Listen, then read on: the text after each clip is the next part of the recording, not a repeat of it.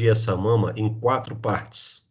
Então, tudo que vocês ouvirem falar sobre doenças da mama e forem se referir à localização de uma lesão na mama, vai levar em consideração essa divisão que eu vou mostrar para vocês aqui. Então, a gente vai traçar uma linha longitudinal e uma transversal aqui no mamilo, tá? E aí a gente vai dividir no quadrante superior lateral, no quadrante superior medial, quadrante inferior lateral e medial. Ok? E quando a gente, então, utilizar essa divisão da mama aí para descrição de tumores, cistos da mama ou qualquer outra doença que ocorra na mama, é bom que a gente lembre que, em relação a tumores de mama, em lesões sólidas e císticas, a maior parte dessas lesões ocorre aqui, olha, no quadrante superior lateral da mama, o que a gente chama de QSL. Então, aqui é o QSL, aqui é o QSM, tá? QIL e QIM, tá? Então, quadrantes superiores, quadrantes inferiores, medial e lateral, respectivamente. Quando a gente começa a dissecar essa mama, a gente nota aqui a pele, né, que cobre a mama. Logo depois dessa pele, a gente tem um tecido celular subcutâneo, que é a gordura que reveste o parênquima mamário em si. Então, toda mama ela tem uma parte de gordura e uma parte que é a glândula mamária em si. À medida que a mulher vai envelhecendo, o parênquima mamário, a glândula mamária, ela vai passando por um processo chamado lipossubstituição. O parênquima mamário vai sendo substituído por gordura. E com o passar do tempo começa a ocorrer uma flacidez desses ligamentos aqui, que são ligamentos suspensores mamários. Com isso, a mama vai ficando cada vez mais com uma camada de gordura mais importante, mais predominante sobre o parênquima mamário, e o ligamento suspensor da mama começa a ficar mais frouxo, vai tendo uma perda de colágeno, e com isso a mama vai condicionalmente caindo, ficando mais caída, tá? Então, ocorre esse processo de lipossubstituição. A mama, ela possui vários lobos, e cada lobo desse é dividido em vários outros lóbulos, e dentro desses lóbulos é que estão os alvéolos mamários. Então, os alvéolos mamários se encontram dentro dos lóbulos. Esses alvéolos, aqui vai ocorrer a produção de leite, né, por um estímulo da prolactina e um estímulo depois que vocês vão ver depois na fisiologia, o estímulo também da ejeção do leite através da ocitocina, e vocês vão aprender tudo isso depois. Mas a prolactina, durante o período de amamentação, vai ser a responsável pela produção do leite desses alvéolos mamários, que vão ser produzidos e vão drenar através desses ductos, que a gente chama de ducto lactíferos, da parte periférica da mama em direção à parte central, em direção à areola, ok? Esse daqui é a areola. E todos eles vão convergir aqui no mamilo, tá? Por onde o leite vai ser ejetado através da sucção do bebê, ok? Então, isso aqui é mais ou menos como ocorre a distribuição dos lóbulos e dos lobos e lóbulos mamários em relação aos ductos lactíferos, ok? Então, está aqui, olha, a drenagem dos ductos em direção à areola, em direção ao mamilo, e quando chega nessa parte do mamilo, a gente vai ter essas áreas saculares aqui que coletam o leite e as secreções mamárias, que vão ser esses seios lactíferos, e eles vão drenar através de aberturas aqui, olha, na ponta do mamilo. Então, a mama ela faz uma relação anatômica muito íntima com a fáscia da musculatura do peitoral maior, com o peitoral menor, que está logo atrás, e com os arcos costais. Então, aqui, olha, na primeira costela, a gente começa a ter essa protuberância da mama. E aí a gente conta primeira, segunda, terceira, quarta, quinta, até a sexta costela. Faz relação anatômica com a mama. É geralmente nesse espaço aqui, que quando a gente na mulher, por exemplo, vai drenar o tórax da mulher, numa situação onde a gente precisa fazer uma drenagem torácica, geralmente a gente olha o sulco mamário, né? O sulco mamário, e a gente sabe que ali no sulco mamário a gente está no quinto espaço intercostal, né? Correspondente aqui acima da sexta costela. Ok? Ok? Deu para vocês entenderem isso aqui? O processo de lipossubstituição da mama. Entenderam que existe uma diferença no parênquima mamário do que seria a glândula, do que seria a gordura? Então, quanto mais jovem a mulher, maior é a predominância de um tecido heterogêneo glandular mamário. À medida que a mulher envelhece, ela começa a ter a diminuição dos hormônios feminilizantes, né, o estrogênio e a progesterona, e começa a ocorrer um processo de substituição do parênquima glandular mamário por gordura. Ok, pessoal? Ok? Alguma dúvida aqui? Tranquilo, professor. Ótimo.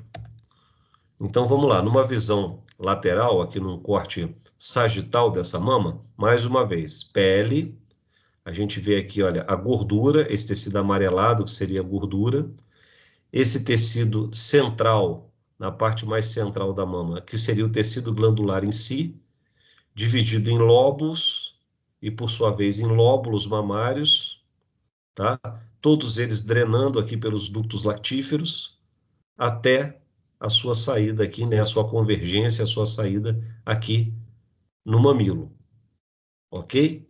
Aqui a relação anatômica, mais uma vez, com o músculo peitoral maior e com a fáscia da musculatura do peitoral, que está aqui bem profunda, retroglandular, ok? Geralmente o pessoal aí na cirurgia plástica, né, é geralmente onde o pessoal posiciona a prótese de mama, né, as próteses que ficam retroglandulares, né?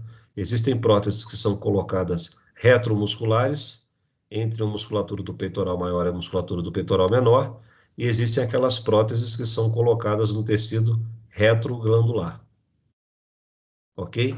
E aqui é uma ilustração que eu vou mostrar para vocês aqui em relação à vascularização da mama, tá? Aqui a gente tem o tronco braquicefálico, a carótida interna, a carótida comum subindo aqui, e aqui a gente tem a artéria subclávia. Da artéria subclávia vão sair a artéria torácica interna ou a mamária. A artéria torácica interna, pessoal, e a artéria mamária é a mesma coisa, ok? E a parte mais lateral da mama, ela já fica sendo irrigada pela artéria torácica lateral. Então a gente tem a torácica interna e a torácica lateral, ambas ramos aqui, olha, da artéria subclávia, ok? E a drenagem venosa, da mesma forma, vai ser drenada através da veia torácica lateral e da veia torácica interna também, em direção à veia subclávia e daqui para o tronco braquicefálico e para o átrio direito. Ok, pessoal, em relação à vascularização? Então, arterial e venosa recebem o mesmo nome, artéria torácica lateral e artéria torácica interna. Em relação à drenagem linfática, isso é muito estudado por nós, vocês vão ver que nas minhas apresentações eu sempre puxo a sardinha aí um pouquinho para a minha especialidade, que é de cirurgia oncológica. Então vocês vão sempre ver fotos de tumor, eu vou sempre fazer uma referência a isso, porque é uma área que eu estudo bastante e tenho muita familiaridade. Então, no que se refere à mama, é muito importante que a gente entenda a drenagem linfática da mama. Por quê? Porque a gente sabe que a principal via de disseminação tumoral da mama é a cadeia linfática, é a via linfática, tá? Então a gente tem a disseminação do tumor do câncer de mama por via hematogênica, através do sangue e através dos linfáticos. Então, conhecer a drenagem linfática da mama é fundamental para que a gente, inclusive, possa examinar e procurar por linfonodos que possam estar aumentados diante de um tumor na mama. Tá? Então, os linfonodos responsáveis por essa drenagem linfática são os linfonodos axilares, principalmente, os linfonodos axilares em maior número, linfonodos supraclaviculares e linfonodos aqui, olha, paraesternais, junto aqui da artéria torácica interna, junto do externo. Tá? Então, a gente tem esses três tipos de cadeias de drenagem linfática da mama. Para os linfonodos axilares, para os linfonodos supraclaviculares e para os linfonodos paraesternais. Então, quando a gente for examinar uma paciente com uma suspeita de uma lesão na mama, a gente deve procurar por esses linfonodos porque caso eles estejam aumentados, esse aumento pode representar, por exemplo, uma metástase linfonodal.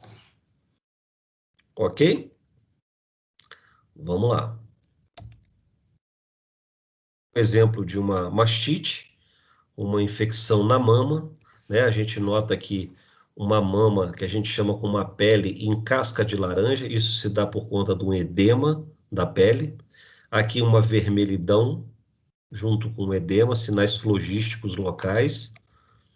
Aqui um exemplo de um edema também da pele da mama em casca de laranja, olha, mas com uma retração do mamilo, uma distorção da arquitetura da parte da auréola e do mamilo. Isso aqui já é um carcinoma inflamatório, um câncer de mama, já bem avançado. Mais uma vez, um câncer de mama. Olha como é que já dá o acometimento da pele, como é que muda. Uma tumoração aqui próximo já da região axilar, com retração e desfiguração dessa parte do que a gente chama de complexo areolo-mamilar. Mais um exemplo de tumor aqui. E aqui um tipo de tumor de mama no homem. Tá? Ah, existe tumor de mama em homem? Sim, o homem também tem glândula mamária. Um dos exemplos é quando vocês, não sei se vocês já ouviram falar, em ginecomastia. É quando o adolescente tem uma quantidade de tecido glandular. Geralmente, os adolescentes ficam, é mais importante essa queixa, né? De mama no menino, e aí você palpa, você vê que tem tecido glandular mamário em grande quantidade, é o que a gente chama de ginecomastia, tá? Mas o câncer de homem, o câncer de mama no homem representa apenas 1% dos tumores malignos de mama, mas podem ocorrer, e aqui está esse senhor com câncer na mama e com uma metástase já aqui óssea por conta dessa lesão, já com uma fratura do osso, né? Por conta desse tumor de mama, uma lesão metastática no osso. Aqui, esse grande cirurgião, William Halsted, que vocês vão ouvir muito falar dele da cirurgia, foi o primeiro a realizar e a protagonizar as técnicas de mastectomia radicais com ressecção dos linfonodos axilares, tá? Então, a mastectomia radical de Halsted era uma mastectomia que ele retirava todo o tecido glandular mamário, mas também retirava a musculatura do peitoral maior e do peitoral menor. E, além disso, toda a cadeia linfonodal axilar. Qual era a consequência disso? A gente tinha cirurgias altamente mutilantes, né, onde existia um aspecto estético e funcional muito ruim para as mulheres, né, linfedema, um edema desses braços aqui, né, ipsilateral aqui, ao local onde os linfonodos foram ressecados e foram retirados, então faz um edema crônico que a gente chama de linfedema, por conta da falta de linfonodos e de drenagem linfática para a axila, então a mulher tem o braço aumentado de tamanho, né, com edema por congestão linfática. A gente tem uma retração dessa pele aqui sobre o gradil costal, já que o músculo não está presente aqui nem a fáscia, então essa pele retrai. Então notem que há um resultado estético extremamente ruim, né? Mas esse daqui tem a sua glória por ter protagonizado, né, a cirurgia da mama, mas obviamente que as coisas evoluíram e esse homem aqui, Umberto Veronese, um cirurgião, mastologista italiano que revolucionou a cirurgia da mama. Eu tive o prazer de conhecê-lo, ele já faleceu. E o Humberto, ele era o chefe do Instituto de Mastologia do Hospital de Milão, e ele revolucionou porque ele provou, através de estudos, que você conseguia fazer cirurgias mais conservadoras, cirurgias menos mutilantes, onde você não havia necessidade da remoção da musculatura do peitoral, simplesmente você fazia ressecções mais econômicas no tecido glandular mamário e você conseguia, com isso, resultados estéticos muito melhores e resultados funcionais também muito melhores. Isso aqui eu coloquei só para ilustrar a cirurgia de mama, ela mudou muito de uns tempos para cá, são cirurgias cada vez mais conservadoras, uma preocupação funcional estética muito grande, já que a mama tem uma importância muito grande aí para as mulheres, né? Ok? A aula de mama é bem curtinha. Antes de eu terminar e passar para outra aula, eu gostaria de saber se vocês têm alguma dúvida a respeito da anatomia da mama.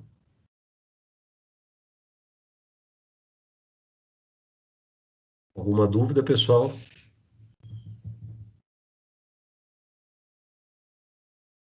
E aí, tem alguém comigo? Por mim tá de boa. Ok? Meninas, alguma dúvida? É, Sim. é mais uma coisa mesmo.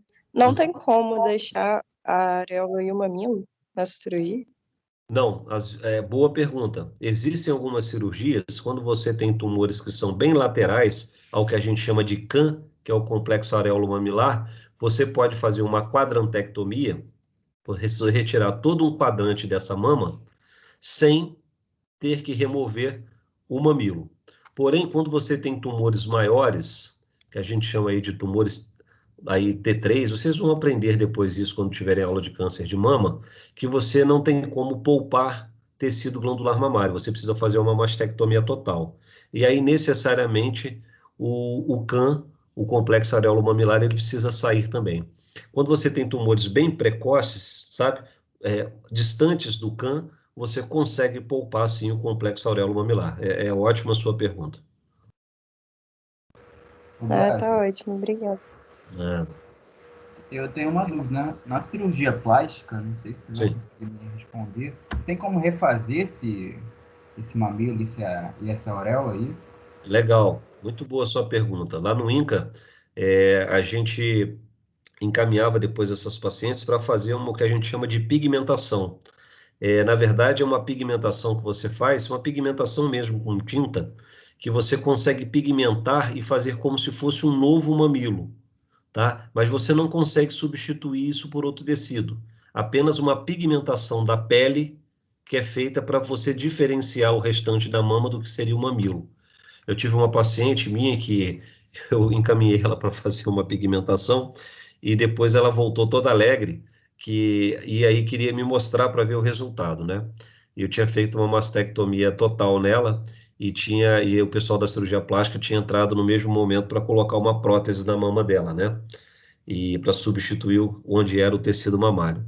E aí ela tatuou uma borboleta, não me esqueço disso, perfeita, um trabalho belíssimo de um tatuador, que ele tatuou, em vez de fazer a pigmentação cutânea, né, com uma cor diferente para mimetizar, vamos dizer assim, o mamilo, ele fez uma borboleta e ficou maravilhoso, ficou bem legal. Show, valeu, maneiro, cara. E aí, meninas, mais alguma pergunta em relação à mama? Então, hoje, quando vocês forem descrever uma lesão na mama, vocês já vão descrever sabendo que a mama tem esses quadrantes e vocês precisam dizer em qual quadrante está a lesão, em qual quadrante está a doença, e vocês fazem através dessa classificação que eu mostrei para vocês. Ok? Vamos em frente, para a gente não perder tempo? Vamos lá. Bom, como eu estava falando de mama, vou falar das meninas primeiro, aparelho reprodutor feminino, tá? Então, mais uma vez, eu sempre faço aqui uma alusão ou ao câncer, ou à semana, né, ao mês do câncer de combate ao câncer de mama, que seria o Outubro Rosa, ou o Março Lilás, que seria referente ao câncer de colo uterino. Isso tudo é propaganda que eu fico fazendo aí da especialidade. Vocês não levem em consideração, não. Ou levem em consideração, mas não liguem, não. Bom, vamos lá. Quando a gente vai falar de aparelho reprodutor feminino, pessoal, a gente vai ter que dividir isso aí em órgãos externos e órgãos internos do aparelho reprodutor das mulheres, tá? Quando a gente fala de órgãos externos, são aqueles órgãos, são aquelas partes que a gente consegue visualizar, inclusive na ectoscopia, que a gente chama, tá? E quais seriam eles? Formações labiais, que seria o monte púbico, o monte de Vênus, os grandes lábios vaginais e os pequenos lábios. A entrada da vagina, o espaço entre os pequenos lábios, a gente chama de vestíbulo, vestíbulo interlabial. Existem os órgãos eréteis, que quando eles estão entumecidos de sangue, né, devido à estimulação sexual, eles aumentam de tamanho. Seria o clitóris e as glândulas bulbovestibulares. Eu vou mostrar tudo isso em figura para vocês. E além disso, a gente ainda tem as glândulas anexas, que seriam as glândulas uretrais, parauretrais e vestibulares. Então vamos lá. A gente tem aqui. Vocês estão vendo o cursor do meu mouse? Sim, Biase, sim. Legal. Então, aqui vocês estão vendo um monte de Vênus, tá? Onde existe toda essa pilificação da vulva, tá? Que começa a partir do momento da puberdade, né? A pilificação aqui da vulva. A gente tem um grande lábio vaginal, que fica mais externo, né? Que tem uma correspondência aí com o homem na sua formação embriológica com o testículo. Os pequenos lábios estão aqui, né? Isso tudo vai variar de tamanho, de acordo com a mulher, né? Tem mulher que tem pequenos lábios menores, outras maiores. Existe uma cirurgia que a gente chama de ninfoplastia, né? Que seria você reduzir mulheres que têm os pequenos lábios muito grandes, hiperplásicos, você consegue diminuir o tamanho desses pequenos lábios e melhorar a parte da estética, se assim a gente pode dizer, da vulva também. A gente tem aqui numa parte superior o clitóris. Abaixo, aqui a gente vai ter a abertura da uretra, o meato uretral, tá? E aqui a abertura da vagina, tá? O vestíbulo vaginal. A parte inferior da vulva, ela é delimitada aqui, olha, na transição entre vagina, né, em vulva e ânus, a gente tem essa região que a gente chama de períneo. E abaixo do períneo, o ânus propriamente dito. Então, esses são os órgãos externos do aparelho reprodutor feminino. Tá? Aqui eu boto um exemplo para vocês terem ideia de um câncer de vulva, uma vulva que já foi irradiada, por isso que essa vulva está toda distorcida, com um aspecto, uma pigmentação mais escurecida. Isso aqui já foi radioterapia e a lesão retornou, voltou. Mais um tipo, um exemplo de câncer de vulva, que os pequenos e os grandes lábios completamente acometidos por um tumor de vulva. Ah lá, um tumor de vulva já comprometendo o clitóris também. Bom, e aqui estariam os órgãos internos do aparelho reprodutor feminino. Então, a gente tem vagina, útero, trompas e ovários. Então, eu vou entrar dentro de cada um deles e aí eu vou começar a dissecar essas estruturas, esses órgãos e a dar detalhes para vocês. Então, mais uma vez, relembrando, monte púbico ou monte de Vênus, o clitóris aqui, a gente tem essa pele que recobre o clitóris, né, que seria, no caso aqui, a glande, né, masculina, que é esse prepúcio, tá? Essa pele que recobre o clitóris. Aqui a gente tem os pequenos lábios vaginais, aqui o ósteo da uretra e aqui a abertura, o ósteo ou vestíbulo vaginal. Vamos lá. E aqui, eu não quis comentar aqui nessa figura, que aqui está mais aproximado e é uma foto real. Então, vamos lá. O clitóris está aqui, o prepúcio, essa pele que recobre o clitóris, está aqui em cima, tá bom? Aqui a gente tem os pequenos lábios, e aí por dentro dos pequenos lábios a gente encontra essas aberturas aqui dessas glândulas. Uma glândula aqui é a glândula de Skinny. Então, essa glândula de Skinny é a responsável pela ejaculação feminina. E essa glândula mais embaixo, que é a glândula de Bartholin, ela, durante o estímulo sexual, é ela que vai fazer a lubrificação do canal vaginal. Então, a glândula de Skinny, responsável pela ejaculação, e a glândula de Bartholin, responsável pela lubrificação vaginal. Ok? Posso passar?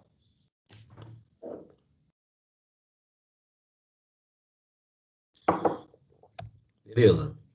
E aqui, eu quis mostrar para vocês, eu sei que a aula não é sobre assoalho da musculatura pélvica, né, mas vocês precisam entender que a vagina é um órgão que, assim como o ânus, ele recebe um arcabouço músculo aponeurótico de sustentação. Então, aqui a gente tem os músculos que compõem também toda essa musculatura vaginal, que é o músculo bulbo esponjoso principal, que faz esse colar aqui em volta da vagina, e esse músculo isquio cavernoso. Esses seriam os principais músculos relacionados com a vagina e com a cavidade vaginal, tá? Além disso, a gente tem algumas fáscias, né? Uma fáscia superficial do períneo, uma fáscia profunda, vocês vão ver mais adiante aqui, ótimo aqui, ó. Então, a gente tem aqui, olha, uma fáscia mais profunda, que a gente chama de Galaudê, que fica intimamente relacionada com essa musculatura do bulbo, do vestíbulo bulbar, né? Essa musculatura aqui, ó, do bulbo esponjoso, ela é recoberta por essa fáscia profunda de Gallaudet, tá? A gente tem uma fáscia mais superficial que a gente chama de fáscia de Coles, que passa por cima desse músculo isquio cavernoso aqui, tá? E uma fáscia mais posterior e mais inferior que a gente chama de fáscia inferior do diafragma urogenital. Tá? Então, essas fáscias, junto com essa musculatura, fazem a sustentação, o arcabouço músculo-aponeurótico da vagina, da cavidade vaginal. E aqui, se vocês notarem, existe aquela glândula anexa, que é o clitóris, que é considerado um órgão erétil, porque ele aumenta de tamanho, mediante ao estímulo sexual e a vasodilatação, ela retém sangue aqui e aumenta de tamanho. É essa glândula aqui que a gente chama de bulbo do vestíbulo. Ok? Que junto com o clitóris aumentam, ficam entumecidos, cheios de sangue durante o estímulo sexual. Ok, pessoal? Notem que existe um compartilhamento da musculatura dessa parte do aparelho reprodutor em continuidade com a parte perineal e retal, né? Notem a musculatura elevadora do ânus aqui, a musculatura esfincteriana em volta do ânus, tudo isso faz parte de uma estrutura que compartilha aqui nessa parte perineal. Então, a vagina é um tubo músculo membranáceo. O seu tamanho vai variar de acordo com a mulher, o tamanho da mulher. Existem cavidades vaginais que são maiores e menores, né?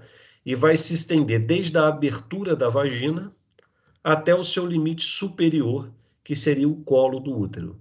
Porém, pessoal, a vagina, ela não termina na parte mais inferior do colo uterino. A vagina, ela abraça o colo uterino. Eu vou mostrar esse detalhe anatômico para vocês, que é muito importante quando vocês estiverem na cadeira de ginecologia, aprendendo sobre os tumores ginecológicos, vocês vão entender o que seria esse fórnice vaginal.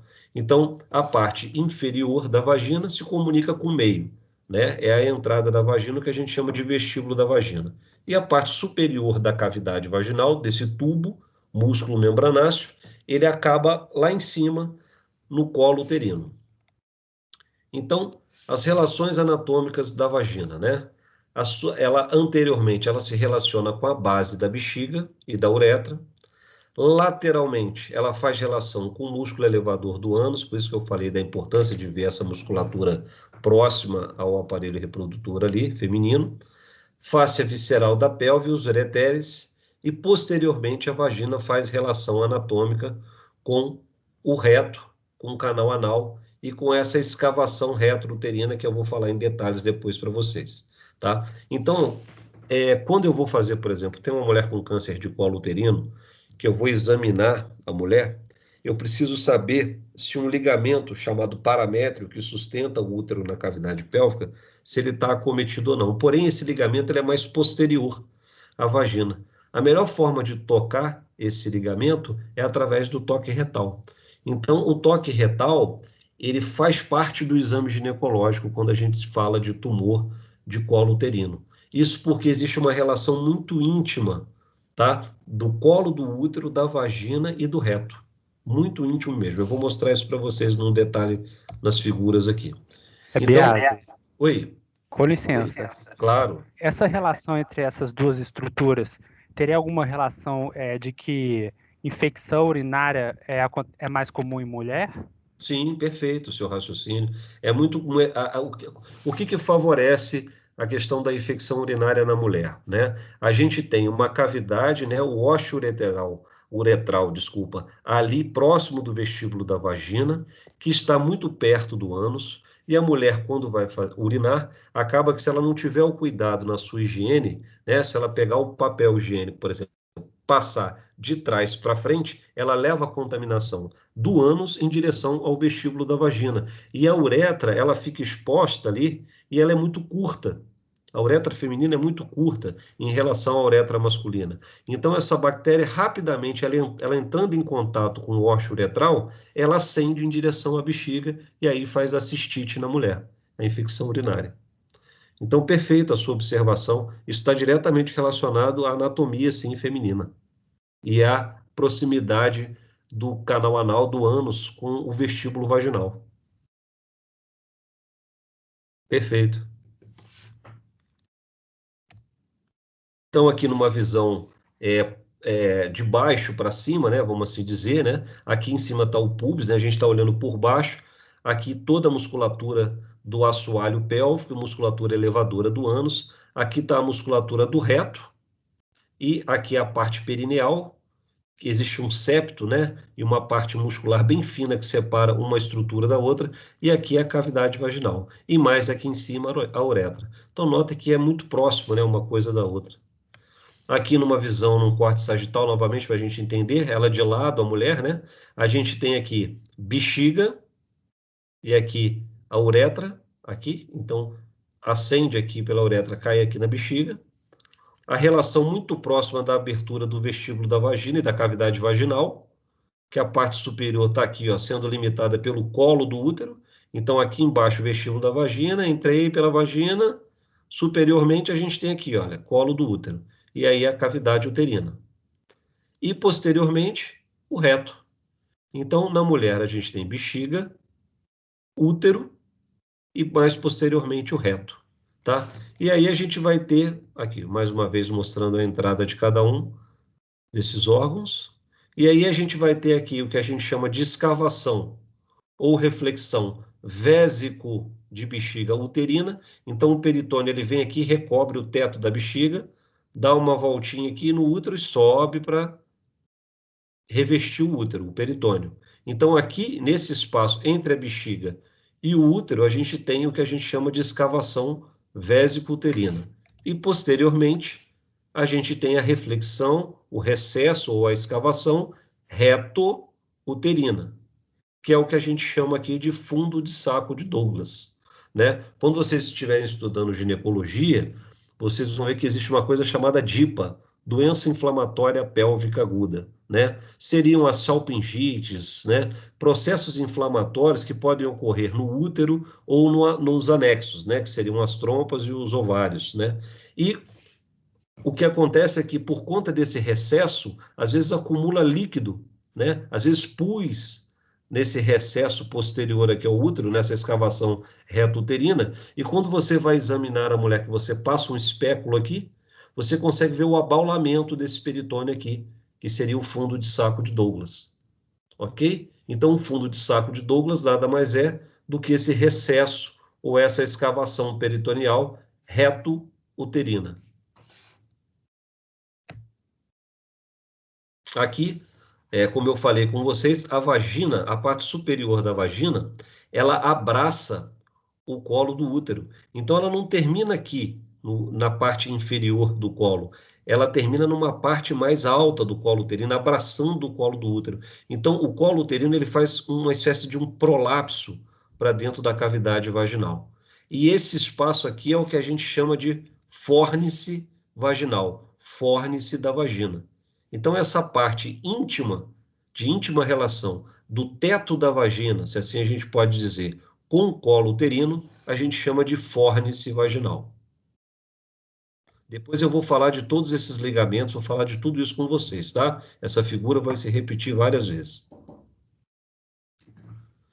Então, aqui, só para exemplificar e ilustrar para vocês, eu tenho uma foto de um câncer cervical, um câncer de colo uterino, uma visão especular. Então, aqui o médico, o ginecologista, passou um espéculo nessa paciente. A gente nota aqui a vagina nessa parte lateral, de um lado e de outro, e aí o colo do útero completamente tomado por um tumor, né? Com a sua anatomia distorcida, de forma rugosa, com áreas de sangramento, uma área esbranquiçada do colo uterino, ok? Então, isso é um câncer de colo. Olha, mais uma vez, né, um tumor de colo uterino. Isso aqui já é um tumor de vulva, tá? Associado a isso aqui, várias verrugas provocadas, ambas as doenças, né? Tanto essas verrugas genitais, quanto o câncer de vulva, como o câncer de colo uterino, como principal protagonista, o papiloma vírus humano, que é o HPV. Então, por que a mulher deve, a partir do momento que ela inicia a sua atividade sexual, ela começa a fazer preventivo? Para que você consiga detectar o HPV numa fase precoce, antes que ele acabe colaborando para o desenvolvimento de um câncer de colo ou um câncer de vulva na mulher.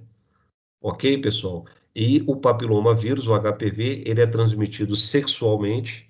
Então, às vezes, o pessoal fica muito preocupado com AIDS só, mas a gente tem vários vírus que são transmitidos sexualmente. O herpes vírus e aqui, no caso, o papilomavírus humano, o HPV. Então, eu não sei se muitas das meninas aí, ou os rapazes também já se vacinaram contra o HPV, mas hoje existe uma campanha, já desde 2014, que a gente tem uma campanha pelo Ministério da Saúde de vacinação de jovens adolescentes, né? Começou com as meninas, hoje a gente vacina meninas e meninos aí de 9 aos 14 anos. O SUS oferece essa vacina contra os subtipos que a gente chama de oncogênicos do HPV, porque o HPV tem mais de 150 tipos de HPV, mas algumas famílias, alguns subtipos desse HPV são os responsáveis diretamente pelo câncer de colo uterino e pelas verrugas genitais. Na mulher, isso causa um estrago enorme. No homem, às vezes, o paciente tem HPV e simplesmente não tem manifestação nenhuma da doença, nem sequer verruga genital o homem tem, mas é um portador de HPV e que pode transmitir para a mulher se ele não tiver relação com ela com alguma proteção, no caso a camisinha. Entenderam? Vocês já ouviram falar do HPV? Tem alguma curiosidade em relação a isso?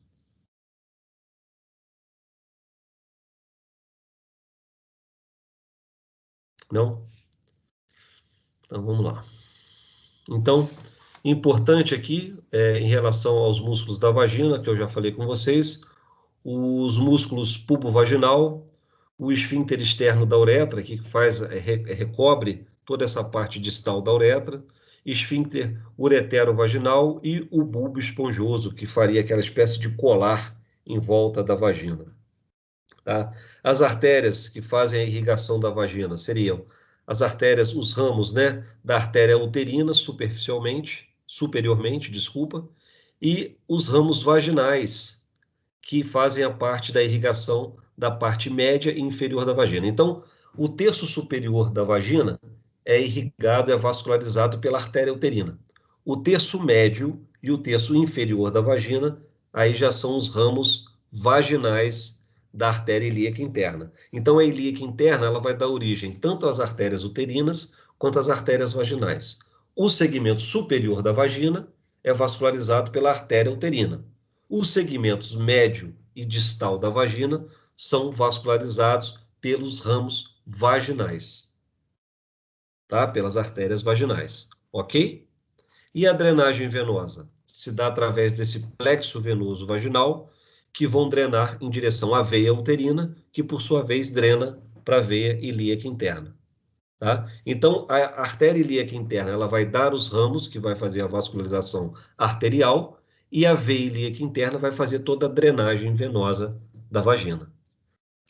E os linfáticos? Os linfáticos, a drenagem linfática da vagina, ela se dá para os linfonodos, que a gente chama de ilíacos internos e externos, linfonodos sacrais e inguinais.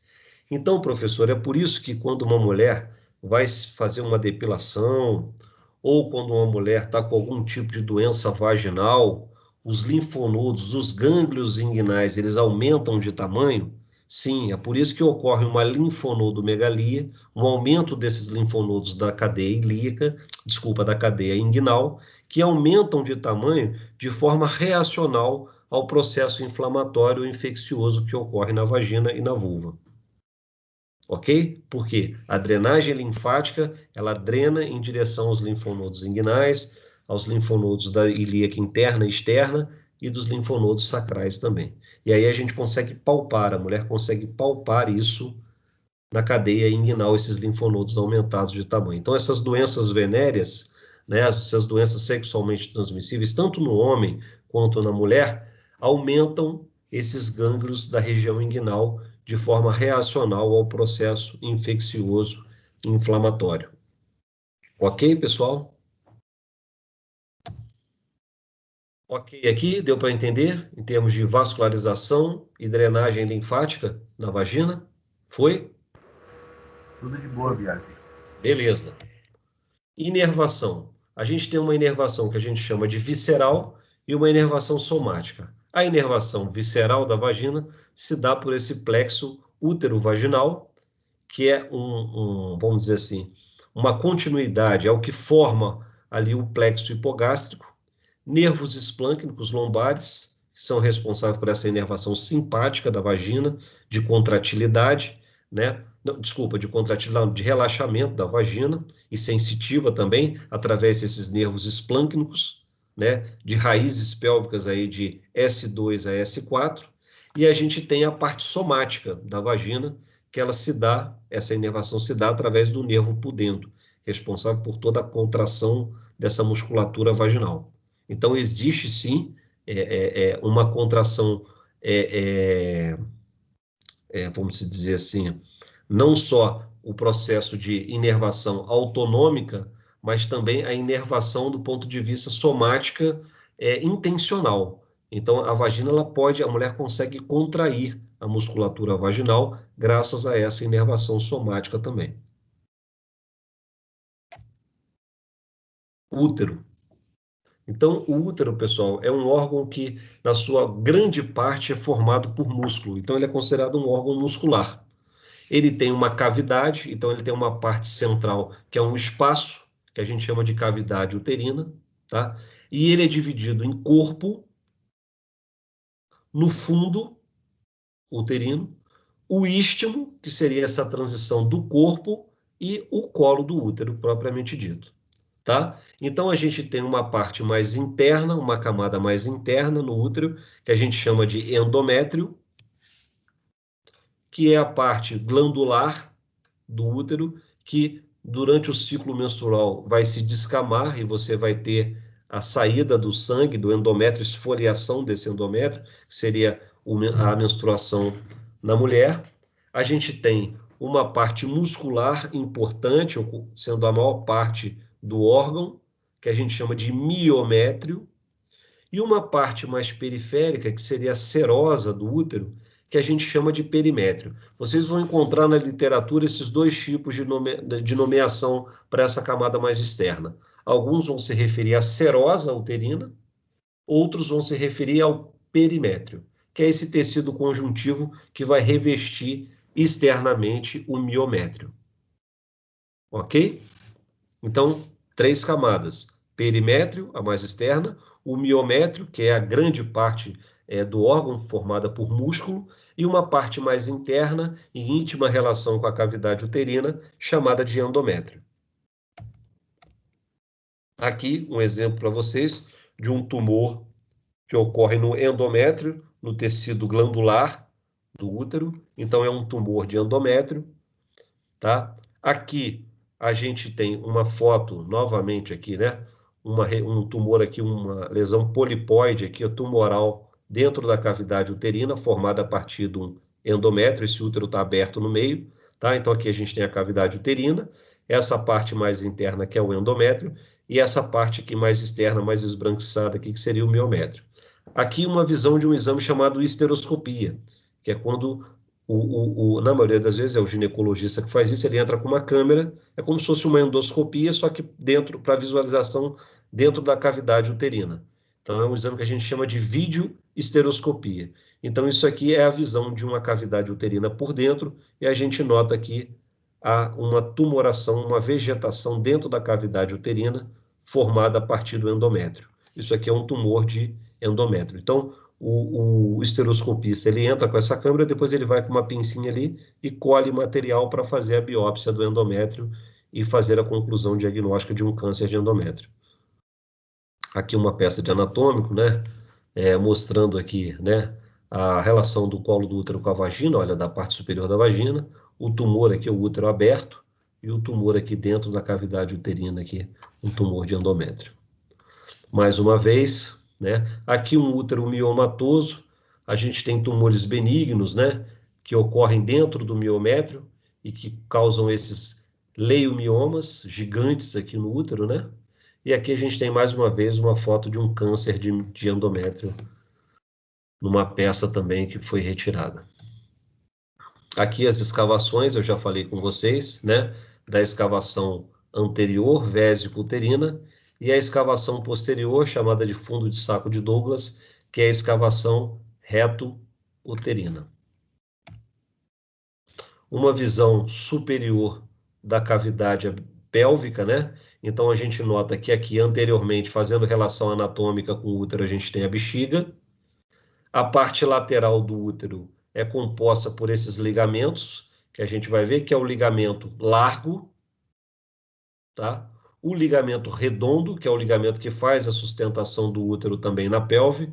Então, esse ligamento redondo aqui, ele entra aqui dentro desse anel aqui, inguinal na mulher, que no homem seria o funículo espermático, na mulher é o ligamento redondo do útero, né? Ou o ligamento de Teres.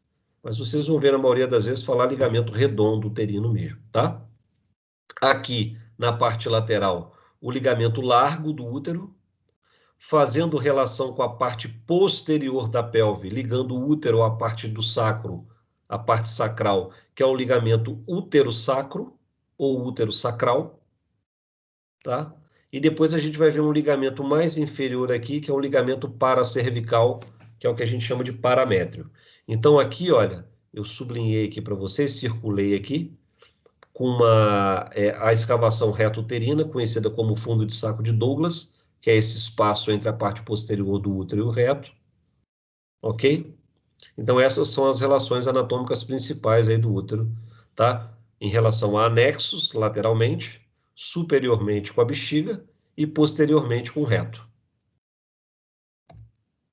Aqui, numa visão posterior novamente, né? Como se eu estivesse olhando por trás do útero. O ligamento largo, né? Uterino. Aqui o ligamento útero-sacro ou útero-sacral, né? Que ele vai ter uma inserção lá no sacro também, tá? O ligamento, cadê? O ligamento redondo não está aqui, não está dando para ver aqui. Aqui são principalmente vai dar para ver o ligamento largo, né? Um ligamento que recebe esse nome por realmente ter uma amplitude grande. E o ligamento largo, ele ajuda a sustentar o útero na pelve também, porque ele se insere lá na bacia, tá? E isso faz com que o útero fique estático na pelve da mulher. Tá? Então tá lá, relações anatômicas, ó, bexiga, anteriormente, lateralmente ligamento largo e os anexos, posteriormente o reto. Aqui uma visão por videolaparoscopia, né? Então aqui tem uma câmera na cavidade pélvica, né? A gente visualiza, depois a gente introduz as pinças para que a gente possa operar olhando através dessa câmera. Então isso aqui é uma câmera que a gente chama, é uma imagem videolaparoscópica. A gente está vendo aqui a parte do fundo do útero, né? Essa visão aqui é do umbigo, onde a gente inseriu a câmera olhando para baixo. Então, isso aqui é a parte do fundo do útero. Aqui a gente tem os anexos, né? A trompa aqui, ligamento suspensor do ovário. Tá aqui o ovário, ó, bonitinho aqui. Então, essa é uma visão videolaparoscópica, só para vocês terem uma ideia. E olha aqui como é que o reto fica bem próximo do útero, olha. Né? Posterior aqui, ó. O reto e a gordura, né? Que a gente chama de mesorreto aqui, ó. Mais uma visão, para vocês terem uma ideia. Isso aqui é um mioma, um tumor benigno. É um mioma que a gente chama subseroso. Ele está bem externo, bem abaixo da serosa, ou do perimétrio aqui. Então, é um mioma subseroso, né? Então, aqui a gente, olhando aqui, olha, a gente vê o fundo do útero aqui, ok? A escavação reto-uterina aqui, posteriormente, fundo de saco de Douglas, o reto está aqui, ok? Aqui a gente vê o ligamento redondo, indo lá para a parede pélvica, né? Onde vai se originar aqui no seu ligamento, no seu canal inguinal. Ok? Aqui a gente tem a trompa, ligamento suspensor do ovário e o ovário, olha. Tem um cistozinho ovariano aqui, olha. Também. E esse mioma subseroso aqui. Isso também é uma visão videolaparoscópica, né? Então a gente opera, se um dia vocês quiserem ter oportunidade de ver uma cirurgia dessa, quando vocês estiverem mais à frente, nas disciplinas de cirurgia, eu recebo bastante acadêmico, então, assim, um dia a gente, de repente, consegue mostrar isso aqui ao vivo para vocês, como é que isso funciona. Aqui, novamente, mostrando uma figura anatômica, mas aqui dando uma ênfase maior em relação à vascularização, tá? Então, a vascularização do útero, pessoal, ela se dá principalmente pela artéria uterina. Tá aqui, ó. E a artéria uterina, ela é um ramo de quem? Da ilíaca interna. Então, a ilíaca interna, ela origina a artéria uterina. E notem que a artéria uterina, ela passa pelo ligamento largo e ela sobe né, acompanhando toda a curvatura do útero. Então, a artéria e a veia uterina, elas correm paralelo ao útero. Então, elas estão próximas, do lado do útero, fazendo toda a irrigação do útero. Tá bom? Então, a artéria uterina é a responsável pela vascularização do útero. Aqui, o único ligamento que ficou que eu mostrasse para vocês é esse ligamento paracervical. Por que paracervical? A gente se refere ao útero como a parte cervical do útero, né? Ou colo uterino. E aqui existe esse ligamento lateral transversal ao colo do útero, que ajuda também na sua sustentação, na sua fixação na pelve, que a gente chama de paramétrio, ou ligamento cardinal, ligamento de McEnroe. Então, esse aqui é o famoso paramétrio, que pode ser acometido quando uma paciente está com câncer de colo uterino, quando esse tumor aumenta de tamanho e começa a se disseminar lateralmente, ele invade esse paramétrio. E é esse paramétrio aqui que fica mais para a parte posterior. Isso aqui é uma figura que ela é 2D, né? Ela não é 3D, então a gente não tem uma noção de profundidade. Mas se fosse uma figura que eu pudesse estar mostrando ela em 3D para vocês, esse paramétrio é um ligamento que está mais posterior. Por isso que a avaliação clínica desse ligamento se dá através não do toque vaginal, mas através do toque retal. É que você consegue fazer a avaliação do paramétrio. Ok, pessoal? Posso passar? Então tá lá, olha. Vascularização do útero. Por que eu falei que o ramo principal de vascularização do útero é a artéria uterina? Olha, porque também existem os ramos aqui da artéria ovariana, tá? E também os ramos da artéria vaginal. Se vocês notarem bem, existe uma comunicação aqui entre, principalmente aqui na parte superior e a parte média do útero, existe uma comunicação importante entre os ramos da artéria ovariana e o ramo da artéria uterina. Olha. E notem que, como eu falei com vocês, ele... Desculpa. Isso é porque eu já dei aula de manhã também. Então a voz vai ficando cada vez pior. Então, acompanhe aqui, olha, toda a morfologia, todo o corpo do útero, olha, subindo aqui, ascendendo a artéria uterina. Ramo de quem? Da artéria ilíaca interna ou artéria hipogástrica. Então, sem dúvida nenhuma, a maior parte da vascularização do útero se dá através da artéria uterina. Mas também a artéria ovariana também faz a irrigação, principalmente dessa parte superior, compartilha aqui, e dessa parte inferior também pela artéria vaginal. Mais uma vez aqui, tá lá, artéria vaginal. Notem que existe um ramo comunicante aqui com a artéria uterina. E lá em cima também, olha, a artéria própria do ovário, a artéria ovariana, olha, se comunicando com a artéria uterina. Então, ele faz uma grande rede de vascularização arterial e venosa para vascularização uterina. E notem, como eu falei com vocês mais uma vez, acompanha toda a parte lateral da víscera, olha. E a drenagem linfática do útero, pessoal? Ela vai ser para os linfonodos ilíacos comum, ou seja, da artéria ilíaca comum, artéria ilíaca interna, então linfonodos ilíacos internos, linfonodos sacrais e linfonodos ilíacos externos. Então, a drenagem linfática do útero vai se dar para essas cadeias linfonodais aqui que recebem o nome das artérias e das veias, ok? Ilíacos e sacrais. Isso é importante porque quando a gente vai operar, por exemplo, um câncer de endométrio, o câncer de endométrio também pode se disseminar pela via linfática. E a gente precisa não só retirar o útero, mas também retirar toda essa cadeia linfonodal. Então a gente tem que secar esses linfonodos e retirar toda essa cadeia linfonodal. Fazer o que a gente chama de linfadenectomia pélvica. Tá? Um dia também vocês vão poder ver isso se quiserem. Se forem numa cirurgia minha, eu vou mostrar isso tudo para vocês também, porque a gente faz bastante esse tipo de cirurgia. Bom, e essa comunicação do sistema linfático pélvico, ele se dá também com a parte mais alta do abdômen. Então, linfonodos aqui, que a gente chama de linfonodos paraórticos, né? E paracavais, ou linfonodos cavais e aórticos, né? Que simplesmente são esses linfonodos, essa cadeia linfática pélvica que vai ascendendo e drenando para esses linfonodos da parte mais superior do abdômen.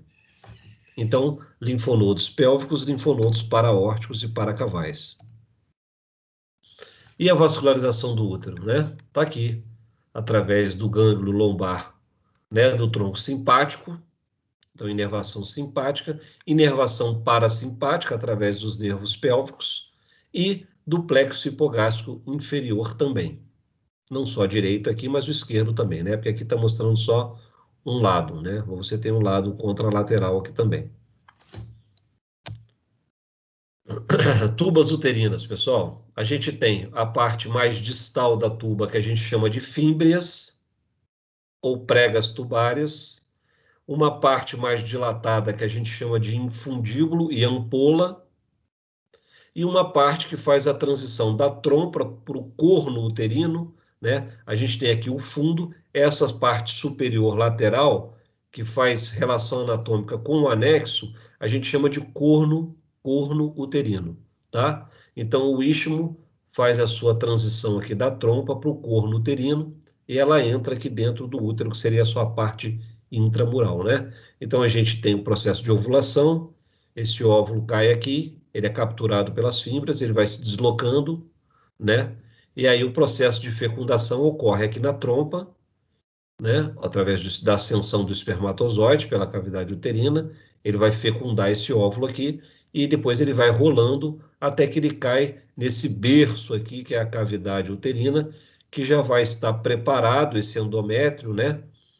Através do estímulo hormonal, para receber esse óvulo fecundado, para que ocorra, então, o processo de nidação, que é aquele processo de fixação no endométrio, e o desenvolvimento do embrião aqui dentro da cavidade uterina no endométrio.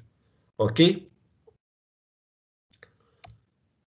Ovários. Os ovários, eles são, né, as gônadas femininas, né, produtoras de progesterona e ovário bilateralmente, são duas gônadas, né? Tem esse aspecto aqui, como se fosse um caroço de feijão, porém é maior, né? Obviamente, com o passar do tempo e a ausência de estímulo hormonal, vai ocorrendo um processo de atrofia ovariana, então esses ovários, numa idosa, eles são bem menores, são do tamanho aí sim de um caroço de feijão, porque eles vão sofrendo um processo de atrofia pela ausência de estímulo hormonal. E aí a gente tem a fixação do ovário aqui no corno uterino através do ligamento próprio do ovário. E ele também fica suspenso e preso, né, pelo ligamento suspensor do ovário, né, que fica junto aqui da artéria e da veia ovariana. Alguém sabe me dizer, a artéria ovariana é ramo de qual artéria? Alguém sabe me dizer? A artéria ovariana é ramo de quem? Hã? Não, a artéria ovariana, ela é ramo de qual artéria? Artéria ovariana ou artéria gonadal, né? Na mulher é ovariana, no homem é testicular. Qual que é? É da ilíaca interna, né? Não, não. A artéria ovariana ela é ramo da aorta, tá? Ramo da ilíaca interna é a artéria uterina. A artéria ovariana ela é ramo da aorta, tá bem? Então a gente tem aqui, olha, o ovário então ele fica preso pelo ligamento próprio do ovário no útero e fica preso também aqui no seu infundíbulo, vamos dizer assim, né, que a gente chama isso de infundíbulo pélvico, que seria o ligamento suspensor do ovário mais a artéria e a veia uterina, desculpa, ovariana, artéria e veia ovariana. OK? Muito bem. Então, mostrando aqui mais uma vez da videolaparoscopia para vocês, né? A gente tem aqui, olha, o que a gente chama de anexo. Quando a gente fala de anexo, pessoal, a gente está se referindo a trompas e aos ovários, tá? Então o paciente fez uma histerectomia, que é a retirada do útero, com anessectomia bilateral. Ou seja, ele retirou o útero, retirou as trompas e os ovários. Se eu quiser me referir só à trompa, eu vou usar a terminologia de salpinge, né? Então salpingite é uma infecção na trompa. A paciente fez uma laqueadura tubária, né? Ou a paciente fez uma retirada das trompas. Então ela fez uma salpingectomia. E se for somente no ovário, Biase, poupar as trompas, aí é uma oforectomia. Agora, se retirar trompas e ovários, é anessectomia. Trompa e ovário é chamado de anexo, ok? Anexo uterino. Então tá aqui, olha, o útero, o anexo esquerdo, desculpa, trompa e ovário esquerdo, anexo direito, trompa e ovário esquerdo, direito, desculpa, ok? Isso aqui vocês já viram essa imagem da vídeo. Aqui, só de curiosidade, a gente tem aqui mais uma vez o útero, o ovário aqui, né? A trompa aqui, o ligamento redondo, olha lá, indo lá para a pelve, para a fixação do útero na pelve, tá? E aqui a gente nota essa parte nodular aqui escurecida, né? Como se fosse um hematoma aqui, e isso aqui é sangue realmente. Isso aqui nada mais é do que uma endometriose, que a gente chama de endometriose profunda, né? É tecido do endométrio que saiu lá de dentro da cavidade uterina e veio se implantar aqui, olha. E isso aqui é uma das principais causas de dor pélvica na mulher, é endometriose profunda. São focos de endometriose. Vocês vão ouvir falar muito disso ainda. Aqui, né, um tumor de ovário, pra vocês terem ideia do tamanho que esse tumor pode ficar. Olha lá, olha. Exemplos de tumores ovarianos. Ok, pessoal? Alguém tem alguma dúvida em relação ao aparelho reprodutor feminino? Querem que eu volte em alguma figura? Não? E aí, meninas? Representantes do aparelho reprodutor feminino? É longa essa aula, né? Essa aula devia ser dividida, né? Eu acho muita coisa para dar numa tarde só. Mas vamos lá. E para finalizar, vamos falar sobre o aparelho reprodutor masculino.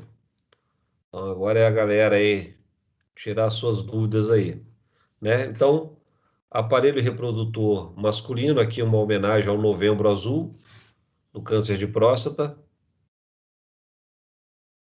Então tá lá, vamos começar pelo pênis, né? Então, o pênis, ele é o órgão copulatório do homem, né?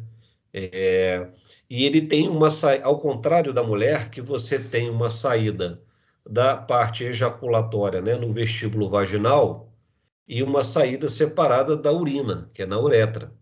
No homem, não. Existe um ducto ejaculatório e urinário comum. Tá? A gente vai ver, é uma diferença importante do aparelho reprodutor masculino para o feminino. E quando a gente vai falar aqui do pênis, a gente divide o pênis numa parte mais junto ao pubis, né, que a gente chama de raiz. A gente tem o corpo do pênis, e esse corpo é representado por duas estruturas que a gente chama de corpo cavernoso e o corpo esponjoso.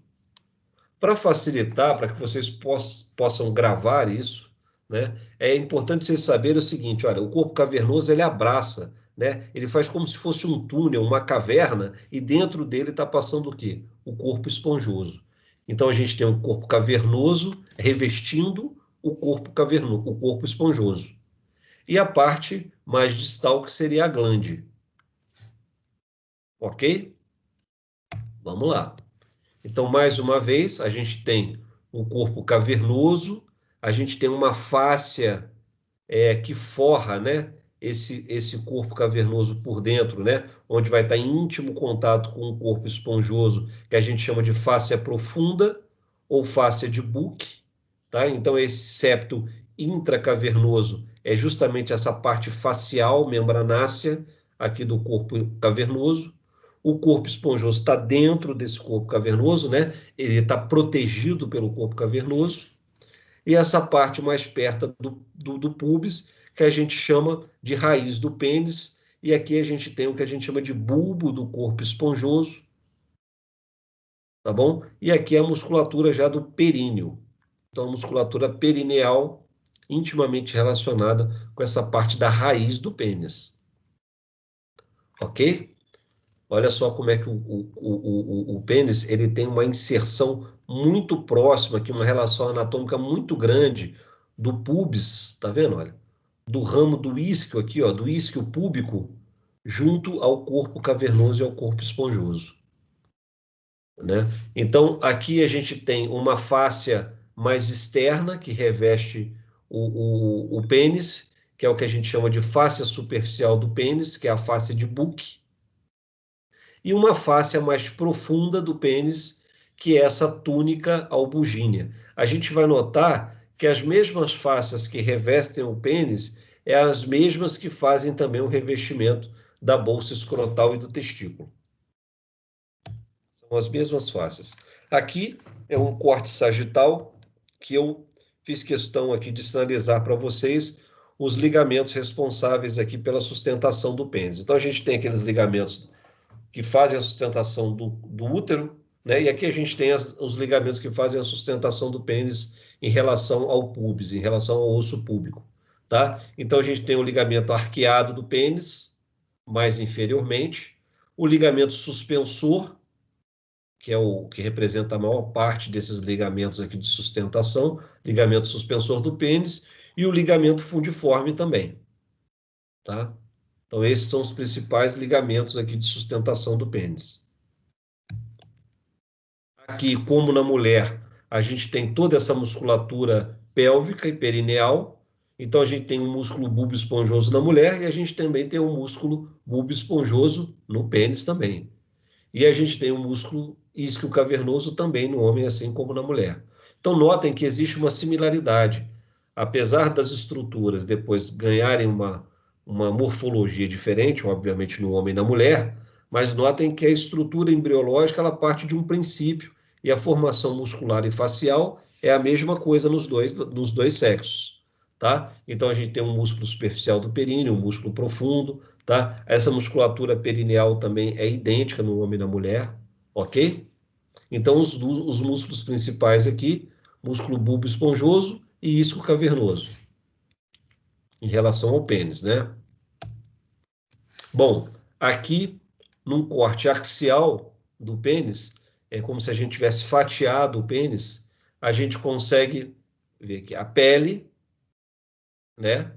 Depois da pele, a gente tem uma fáscia mais superficial, mais externa, que a gente chama de túnica de Dartus, ok? Depois, uma fáscia mais interna, que é essa face de Buch, que eu mostrei para vocês anteriormente. E aí a gente tem, aqui dentro dessa fáscia, a gente tem a parte cavernosa e a parte esponjosa. A uretra passa dentro do corpo esponjoso, ok? Dentro do corpo esponjoso. E aqui você vai ter os principais vasos, olha. Uma veia que é facilmente perceptível aí nos meninos, principalmente quando há o estímulo sexual, existe um entumecimento dessa veia, que você consegue ver no dorso do pênis. Essa é a veia superficial do pênis. Veia superficial dorsal do pênis. Facilmente visualizada aí. Essa veia com seus ramos aí, muito abaixo, muito próximo ali, logo abaixo da pele. Os ramos mais profundos, que estão abaixo dessa fáscia de Buch, já é a veia dorsal do pênis, a veia mais profunda, e essas artérias que são as artérias dorsais do pênis, tá? E você tem essas artérias que a gente chama de artérias cavernosas, que estão dentro do corpo cavernoso, e todas essas arteríolas aqui, né, que são as artérias também do corpo esponjoso. Então, durante o processo de flacidez do pênis, você tem aí, né, as artérias cavernosas aqui, a uretra no corpo esponjoso, legal, né? A artéria do dorso do pênis, a veia dorsal do pênis também. Quando você tem um estímulo sexual e você tem a vasodilatação desses vasos, notem que aqui existe uma ampla rede de artérias, de arteríolas, que quando elas estão sob vasodilatação, elas tendem a represar sangue ali. E notem que aqui, olha como é que é um represamento de sangue dentro do corpo cavernoso e do corpo esponjoso. É isso que faz com que o pênis fique entumecido e, através da sua musculatura suspensora, você tem a ereção, né? Então, você tem um aumento do órgão pela quantidade de sangue que está congesto nesse corpo cavernoso e nesse corpo esponjoso, e a elevação do pênis pelos ligamentos suspensores. Ok? Isso se dá pela vasodilatação localizada aqui, ó, nesse corpo cavernoso e no corpo esponjoso. Depois que o homem ejacula, a tendência é que haja um reflexo de diminuição desse pênis, né, o esvaziamento temporário desse corpo cavernoso, né, diminui essa vasodilatação, e aí você tem o retorno do sangue em direção à drenagem venosa, né, mais proximal. Ok? E aí você tem a diminuição do tamanho do pênis. Ok? A inervação do pênis, ela é originária principalmente das raízes nervosas de S2 e S4, então é S2, S3 e S4, que vão dar os ramos aí, né? O ramo pudendo, que é o nervo dorsal, né, do pênis, os plexos pélvicos, assim como tem na mulher, tem no homem também, né? E alguns ramos aqui que vão fazer também a inervação da base do pênis, que seria o nervo ilinguinal. Agora, falando de escroto, de bolsa escrotal, né? Quando a gente está falando de escroto, a gente está falando de testículos e dos dois epidídimos também, tá bem? Então, a bolsa escrotal é uma formação saculiforme, por isso que isso aqui é vulgarmente chamado de saco, porque realmente é um saco que abriga o quê? O funículo espermático, o epidídimo e o testículo aqui dentro. E é uma bolsa que ela se faz pela proteção que é necessária a esse testículo. A gente sabe que durante o processo embriológico de desenvolvimento do embrião, o testículo ele é formado no abdômen. E à medida que vai ocorrendo o desenvolvimento do feto, né, esse testículo ele vai migrando para a parte externa e ele vai se alocar numa bolsa que é a bolsa escrotal. Tá? Então, nada mais é do que um tecido, é um saco fibromuscular cutâneo, revestido por um tecido cutâneo, né, para abrigar o testículo e o funículo espermático, que são as estruturas nobres aí, que vão levar sangue, né, a vascularização e a inervação até o testículo propriamente dito. Então, vamos estudar essas estruturas aí. Tá? Então, quando a gente vai fazer a dissecção do escroto, a gente vai identificar uma pele que reveste o escroto, e algumas túnicas, né, como a túnica de Dartos, por exemplo, que é responsável pela regulação térmica do testículo, né? A gente sabe que o testículo ele não pode ficar sob a temperatura corporal normal, então o testículo ele sempre está 1 a 2 graus abaixo da temperatura do corpo, porque a produção de espermatozoide ela depende de uma temperatura mais baixa, né? Se o testículo ficar dentro, né, se ficasse dentro do abdômen do homem, não haveria possibilidade de produção de espermatozoide. Por isso que é uma coisa que a gente chama de criptorquidia, né, que é a ausência do testículo na bolsa escrotal, eu vou mostrar foto disso para vocês, você precisa corrigir isso, porque se você não corrigir isso durante no recém-nascido, na criança, você vai acabar causando a esterilidade desse indivíduo. Tá? Por conta dessa questão da temperatura corporal, ok? E é por isso que durante o calor, o homem ele fica com uma bolsa escrotal mais dilatada, permitindo que o testículo fique bem distante aí do corpo e tenha uma temperatura menor. E durante o frio a gente tem a contração da bolsa escrotal, porque a pele aproxima, contraindo essa parte muscular da bolsa escrotal, você aproxima o testículo do corpo e aí você aquece o testículo. Então a natureza é fantástica e através dessa túnica de Dartos você vai ter a regulação térmica da bolsa escrotal. O suprimento arterial se dá através de artérias escrotais posteriores, anteriores e da artéria cremastérica. Então, artérias escrotais posteriores são ramos da artéria pudenda interna, as anteriores são ramos da pudenda externa e a artéria cremastérica ela é um ramo da artéria epigástrica inferior. Tá? E a drenagem linfática do escroto? É igual à drenagem linfática da vulva. Lembra que eu falei com vocês que a vulva na mulher é a estrutura feminina, mas que é semelhante a um análogo do escroto no homem. Então, a drenagem linfática da vulva é a mesma coisa a drenagem linfática do escroto. Se dá para quem? Para os linfonodos inguinais. Então, quando você tem qualquer processo inflamatório, infeccioso na bolsa escrotal, a tendência, ou no testículo também, a tendência é que ocorra um aumento dos linfonodos da região inguinal. E a inervação? A inervação se dá através do ramo genital, anterolateral, do nervo gênito-femoral, né? Então, o ramo genital do nervo gênito-femoral, nervos escrotais anteriores, que são aí ramos do nervo ilioinguinal, ramos escrotais posteriores e o nervo cutâneo posterior da coxa, né? Existe um reflexo, que a gente chama de reflexo cremastérico, pessoal. Se alguém tiver em casa aí, desliga a câmera, pode testar isso aí. Pega uma caneta, deita no sofá de perna aberta, pega uma caneta e raspa a caneta na raiz da sua coxa, arrasta a ponta da caneta para você ver o que acontece. Você estimula o nervo cutâneo posterior da coxa e ele faz o quê? Uma contração do testículo. Então, a musculatura cremastérica ela se contrai. Isso é um reflexo cremastérico. E isso você consegue estimular através desse nervo cutâneo posterior da coxa. Estou brincando, viu, pessoal? Vocês vão aprender isso aí em semiologia e vão testar esse reflexo aí no saco de outra pessoa. Não precisa testar no de vocês agora, não. Vamos continuar na aula. Vamos lá. Então, a gente tem aqui, igual eu falei com vocês, a gente tem a mesma parte facial, as mesmas estruturas faciais do pênis seriam aquelas também que vão fazer o revestimento facial no escroto também, ok? Então, aqui a gente tem uma fáscia mais externa, que é a fáscia espermática externa, uma fáscia espermática mais interna, profunda, que a gente chama de fáscia de Buch, que vai acompanhar o escroto aqui também. E aqui, pessoal, a gente tem, olha só, a musculatura cremastérica.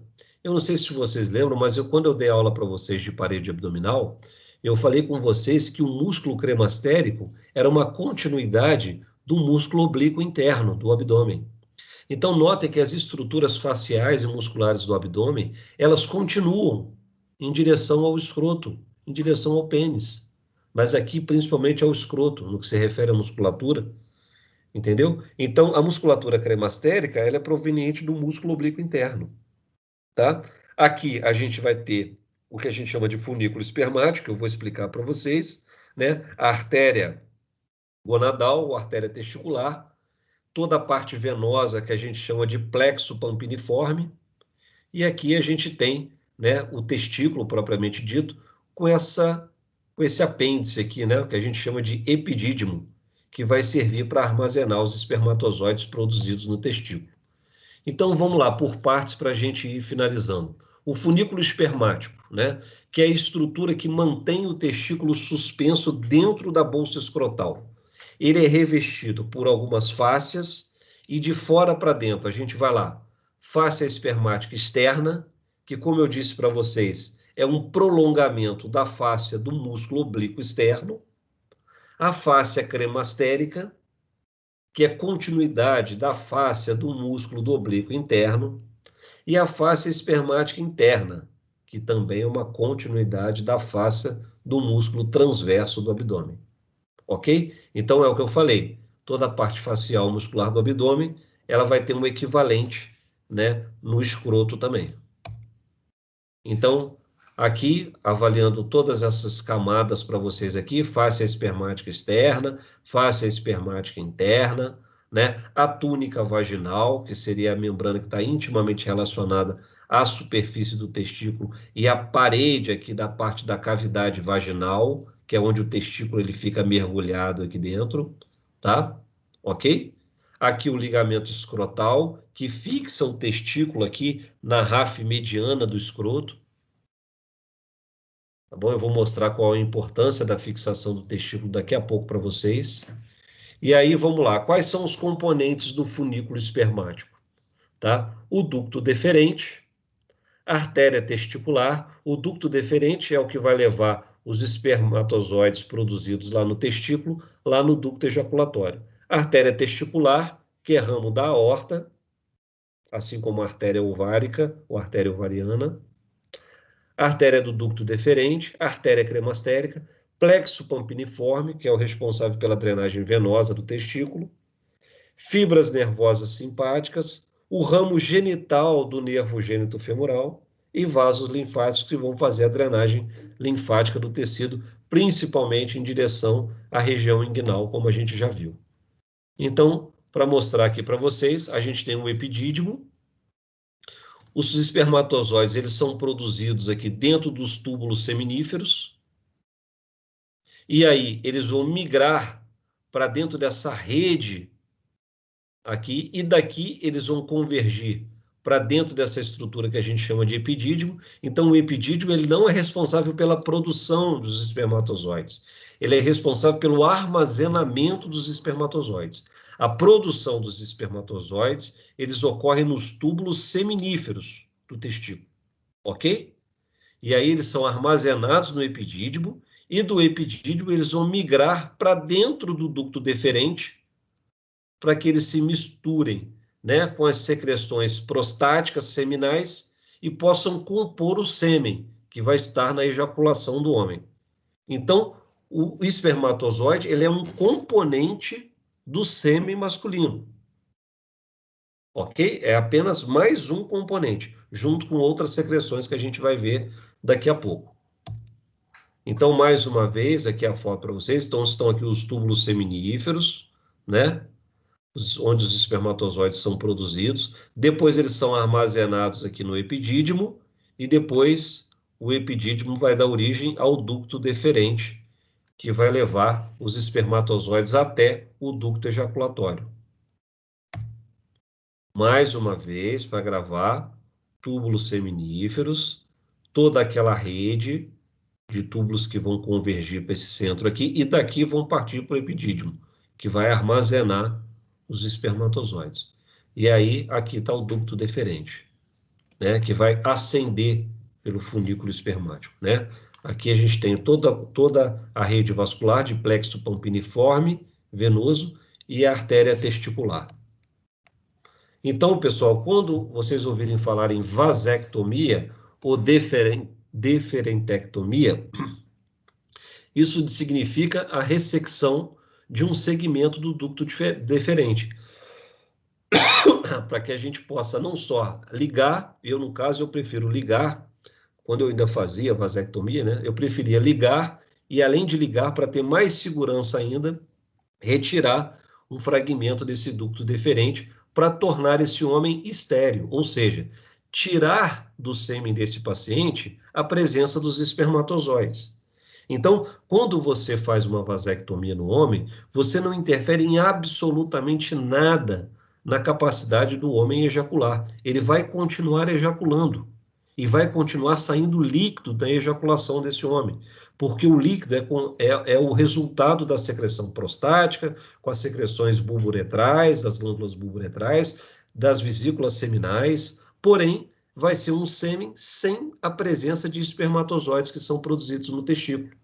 Então, é muito comum um certo preconceito dos homens em fazer vasectomia, porque eles acham que vão gozar menos, ou que eles vão ficar impotentes, e não tem absolutamente nada a ver a vasectomia com isso. A vasectomia ela serve simplesmente para tirar a continuidade, né, do ducto deferente com o canal ejaculatório, e com isso você tirar o sêmen da secreção das secreções ejaculatórias do homem, ok? Então tá lá, você faz uma incisãozinha no testículo, geralmente eu faço uma incisão de cada lado, né? Tem gente que faz uma incisão única na ráfia mediana e identifica o deferente dos dois lados. Eu acho mais fácil fazer uma de cada lado menor e identificar de forma mais fácil o deferente. Você isola o ducto deferente e aí você amarra, né? Amarra e secciona o ducto deferente, ok?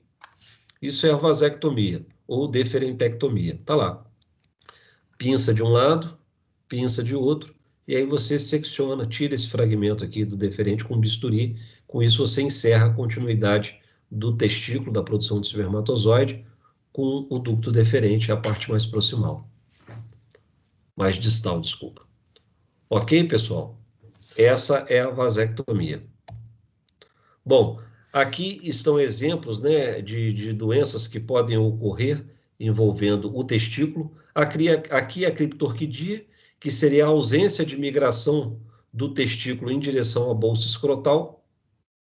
Tá? Então, é aquele testículo na criança, aquela criança nasce e a bolsa escrotal está vazia, e você precisa pegar esse testículo e fixar esse testículo aqui, porque senão você sabe que essa criança vai ficar estéril. Aqui é o que a gente chama... vocês vão estudar depois todas essas doenças. Eu coloquei só para vocês terem uma ideia de coisas que a gente pode relacionar a parte clínica com a parte anatômica. Aqui a gente tem o que a gente chama de hidrocele, que é o acúmulo de líquido peritoneal nessa cavidade que a gente chama de cavidade vaginal, da túnica vaginal, onde o testículo se encontra, que nada mais é do que a persistência do conduto peritônio vaginal, ou seja, da cavidade peritoneal abdominal e pélvica com a bolsa escrotal. Quando isso aqui não se oblitera, você mantém esse peritônio patente comunicando a parte da cavidade vaginal com a parte da cavidade peritoneal, abdominal, você tem a migração de líquido ou de alguma estrutura anatômica para o testículo, que seria a hérnia íngüino-escrotal. Eu vou mostrar para vocês aqui exemplos de hérnia íngüino-escrotal. Então, pode descer só o líquido, como também pode descer alguma víscera para cá. Por exemplo, um segmento do intestino. Ok? Quando é só líquido, a gente chama de hidrocele. Quando também ocorre um defeito no retorno venoso, na válvula desse plexo pampiniforme, e dificulta o retorno venoso do plexo pampiniforme, a gente tem essas varizes, né, que seriam essas dilatações do plexo pampiniforme, é o que a gente chama de varicocele. E quando você tem um processo infeccioso, inflamatório do testículo, é o que a gente chama de orquite, né? Então a gente tem as orquites aí geralmente relacionadas à parte sexual. A gente tem principalmente a clamídia, né, que é a principal bactéria responsável pela orquite, né, contraído de forma sexualmente transmissível. Daqui a pouco eu estou sem voz. Olha lá o exemplo de hérnia, né? A gente tem a persistência, né, nesse conduto peritônio vaginal, né, que não obliterou, né, no desenvolvimento embrionário, ele ficou patente. E aí você tem a descida do testículo, mas também pode ocorrer a descida também para a bolsa escrotal de uma parte do intestino. Isso é uma hérnia inguinal, uma hérnia íngüino-escrotal. Varicocele, olha lá. Seriam varizes mesmo, né, do plexo pampiniforme. A orquite, olha lá, a presença de sinais flogísticos, né? Um edema da bolsa escrotal, vermelho, quente. Isso aqui é uma coisa que a gente de vez em quando pega no pronto-socorro, é a torção do testículo. O testículo, por estar mal fixado na bolsa escrotal, ele pode girar sobre o próprio eixo. E quando isso acontece, você tem a interrupção do fluxo arterial e venoso no testículo. Com isso, você pode ter um processo de isquemia e necrose do testículo. Então, isso é o que a gente chama de torção de testículo. Isso é uma emergência cirúrgica. Se você não vier aqui abrir essa bolsa escrotal, desvirar, né, distorcer esse testículo e fixar ele na bolsa escrotal, o paciente perde o testículo. Aí você tem que... Quando chega nesse ponto aqui, a necrose já é irreversível, tá vendo? O tecido está morto, o testículo está morto. Aí você tem que retirar o testículo do paciente, fazer o que a gente chama de orquectomia.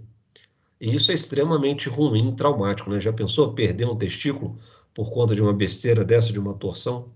Né? Geralmente é aquele paciente, quando ocorre a torção do testículo, e é uma torção que ela ocorre de forma espontânea, viu, pessoal? Então, às vezes geralmente é um paciente, às vezes mais jovem, ele acorda, né? Às vezes ele está até dormindo, ele acorda com uma dor testicular súbita, aguda, né? Que não melhora, e aí ele procura pelo pronto-socorro. A dor súbita, aguda, de forte intensidade no testículo, até que se prove ao contrário, é uma torção testicular. E você pode comprovar, geralmente o exame que a gente pede para avaliar o testículo e o fluxo sanguíneo no testículo é um ultrassom com Doppler. Né? A gente consegue fazer o diagnóstico, mas o diagnóstico clínico, através de uma boa anamnese e um bom exame físico, você também consegue chegar à conclusão diagnóstica e operar esse paciente para distorcer esse testículo antes que essa isquemia se consolide e o processo de necrose ocorra nesse testículo e o paciente perca o testículo. Tá lá, né? O testículo isquêmico, né? E o testículo normal, né? Foi feita uma incisão aqui na bolsa escrotal, exteriorizou os dois testículos, tá vendo? Aqui o epidídimo, ó, dos dois. Olha esse epidídimo aqui, como é que está inflamado, né? Por conta da isquemia, né? Reacional à baixa de fluxo sanguíneo aqui, né? Aqui um testículo isquêmico e aqui um testículo saudável. Aqui, só para vocês terem ideia, na anatomia normal, como seria, né? Aqui o testículo, ok? O epidídimo aqui, olha, que bacana. Aqui, né, o corpo do epidídimo, né? E aqui é o ducto deferente, olha. Olha o deferente aqui, ok? Aqui, o funículo espermático. Veia, né, o plexo pompiniforme, a artéria testicular. Bem legal essa foto. Aqui um exemplo de hidrocele, né, líquido acumulado aqui na túnica vaginal testicular, sendo operado para retirada desse líquido. E aí, depois que você aspira todo o líquido que está aqui dentro, você tem esse peritônio, né, que seria a persistência desse peritônio aí ligando a cavidade abdominal com a cavidade testicular, né, ou túnica vaginal aqui. E aí você aspira o líquido e depois você liga, né, você amarra esse peritônio aqui, né, tira o excesso de peritônio, liga para que evite que novamente o líquido desça por aqui ou um conteúdo herniário possa vir parar aqui no testículo. Aqui o exemplo de criptorquidia, o testículo aqui dentro do canal inguinal, né? Às vezes ele agarra, ele para de migrar aqui, ele fica estacionado no canal inguinal, então é aquela criança, o recém-nascido que você vai examinar, geralmente o pediatra que faz essa avaliação, ele palpa, ele vê que o testículo não está na bolsa escrotal, quando ele palpa a região inguinal, ele vê que o testículo está lá na região inguinal. Então ele precisa chamar o cirurgião pediatra, precisa avisar, porque esse testículo vai depois ter que ser alocado aqui na bolsa escrotal. Esse é o exemplo de criptorquidia. Então tá lá, olha, um testículo tá tópico, né, presente aqui na bolsa escrotal, e a outra bolsa, o outro lado da bolsa, tá vazio, né? Provavelmente o testículo tá aqui, no canal inguinal, ou se você não achar aqui, você pede um ultrassom, e esse testículo, na maioria das vezes, ele vai estar dentro da cavidade abdominal. Tá lá, né? Uma videolaparoscopia, né? Mostrando aqui, olha, aqui é a entrada do canal inguinal profundo, né? Que a gente chama de anel inguinal profundo. E aqui está o testículo, ó, quietinho aqui, ó, dentro da cavidade abdominal, tá vendo? Ele não passou, ele não migrou junto com o funículo espermático em direção à cavidade escrotal, testicular, desculpa, a bolsa escrotal, né? Ele não migrou para a bolsa escrotal. Para finalizar, pessoal, a gente tem a próstata, que é a principal glândula aí, acessória do sistema genital masculino. A próstata é composta por dois tipos de tecido. A gente tem um tecido glandular e um tecido fibromuscular, muito parecido com o útero, né? No útero a gente tem um endométrio, representando a parte glandular, e o miométrio representando a parte fibromuscular. E a próstata é a mesma coisa. Então a gente tem o lobo anterior da próstata, que tem uma predominância de tecido fibromuscular, né? O lobo anterior é essa divisão do que é anterior e posterior, tudo leva em consideração a uretra. Então o lobo anterior ele está anterior à uretra, o lobo posterior está posterior à uretra, tá? E a próstata, pessoal, é uma glândula que ela abraça a uretra. A uretra ela passa dentro da próstata. Tá? Então a gente tem lobo anterior, lobo posterior, os lobos laterais e um lobo médio ou lobo mediano, que ele está situado entre a uretra e os ductos ejaculatórios. Tá? Ele está em íntima relação com o colo da bexiga, eu vou mostrar isso para vocês, a posição desse lobo médio. Então tá lá, olha. A gente tem aqui, olha, a bexiga, né? E aqui a gente tem o início da uretra, né? E a próstata, ela abraça toda a uretra passa por dentro da próstata, ok? Então, aqui, aí depois a gente passando da próstata, ela tem uma parte onde ela passa por esse diafragma aqui, urogenital, que é uma musculatura profunda, da parte do assoalho pélvico e depois ela entra dentro do corpo esponjoso. Ok? Então, isso aqui é uma uretra masculina. Olha lá. E aí, olhando aqui, olha só. A gente tem bexiga aqui, o ducto deferente vindo lá do testículo, passando aqui posterior à bexiga, íntima relação aqui, faz uma relação anatômica com o ureter.